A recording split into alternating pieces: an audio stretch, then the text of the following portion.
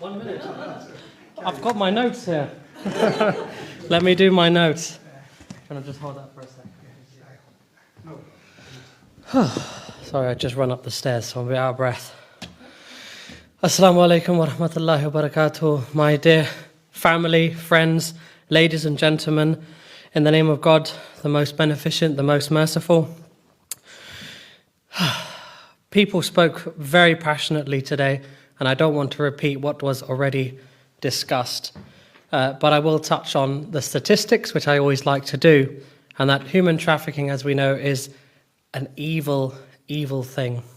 It's an evil crime. 50 million people are suffering from it worldwide. 132,000 of them are here in the UK. 28 million of them worldwide are from forced labour. The others are mixed between sexual exploitation, domestic servitude, forced marriages, and you can read all about this in our book, which we've done. We did it last December. So that's a great booklet out there, free to take and free to give out to anyone here and there. But we want to confront this global atrocity. We must ask ourselves, why does this exist? What is the underlying rot that sustains this cycle of exploitation? At its core, human trafficking is driven by demand. It thrives because buyers, those who treat human beings as commodities to be used and discarded. These buyers are not just faceless criminals. They are often individuals of power, those in the higher society who exploit the vulnerable for their own gain. There's a culture of silence where the rich and the powerful believe that they can exploit without consequence. And we've seen this. Anyone heard about the Epstein list? Some of the world's most rich, powerful people are on that list. I'm not going to go through it or discuss it in much detail, but you can search online about how sick things happened on those islands. And we know that high society grooming is a reality where the elites manipulate vulnerable people for their own gratification, using their power to hide behind their wealth and their status, whether it's through private parties, lavish trips, or hidden networks. Exploitation is often concealed by the cloak of privilege. These are the dark undercurrents of our society where traffickers evade justice and the victims remain hidden in plain sight.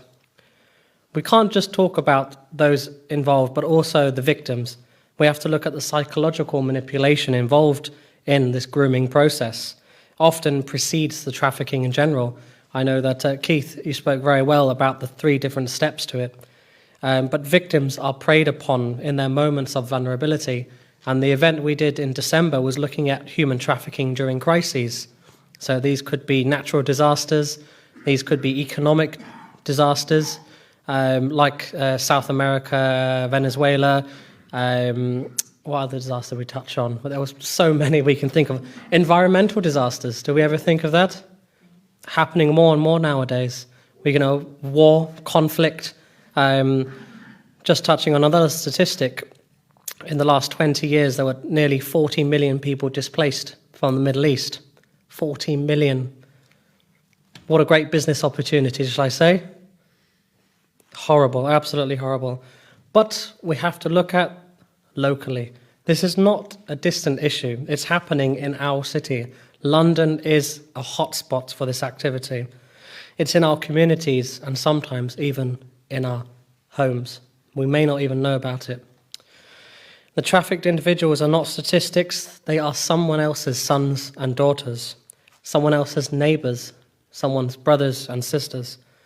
But they are hidden by society because we are too comfortable to speak out. That is true. We are too comfortable. Nowadays, you go on social media, you see funny videos about Temu workers and children working long hours and being held back by their exploiters. People are sending this to me as a joke. I say, look at it, look deeply, see what's happening. You're laughing at the exploitation of children. I don't add the exploitation of child labour on that 50 million, but it's closer to 160 million children worldwide are in child labour. They're not considered human trafficking or modern-day slavery because in those countries it is the norm. But 160 million. So that's what we need to confront. I'm now going to take a page out of Ezra's book and touch on some quotes from our holy scriptures.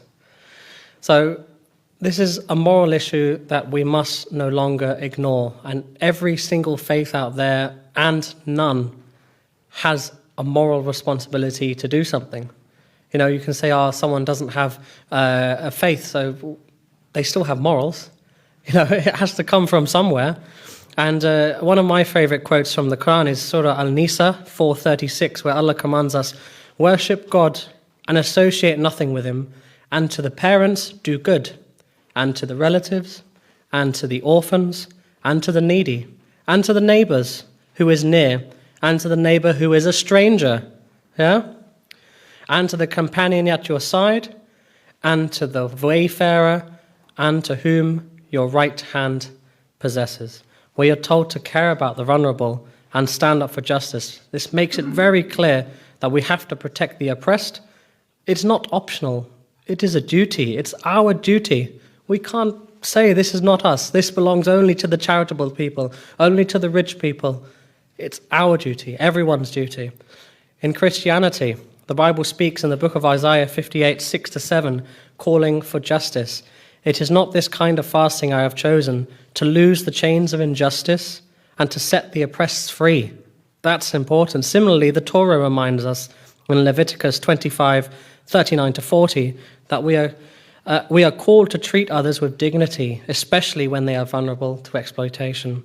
These teachings from the Quran, from the Bible, from the Torah, and many other scriptures out there, they are a call to action. The faiths we follow that demand that we defend the oppressed, challenge the systems of exploitation, and confront society that allows human trafficking and modern slavery to persist. Let me ask you a question, guys. What is the price of a human life? Can anyone put a price on a human life? No price. No price at all. But for those of us, we sit comfortably in our homes. It's easy to look away. Very easy. Not happening to me. Not concerned. It doesn't affect my finances. It's around the corner. Someone else deals with that. It's the police's problem. It's their family's problem. That is where we are all failing. And I'm afraid myself have also failed at this in the past. And that is why we stand up here today. And I see that across the room. I know everyone here. And you guys are going ahead and stepping up. And hopefully we can all do that and encourage our community to do that as well.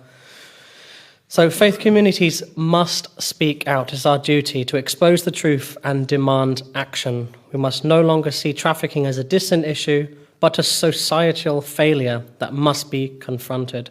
It is our time to act now. Thank you very much. Before you go, Nicola, I need you up here. For those who haven't read our interfaith pledge yet, we've got 3 paragraphs here. Sheikh, you're coming up as well.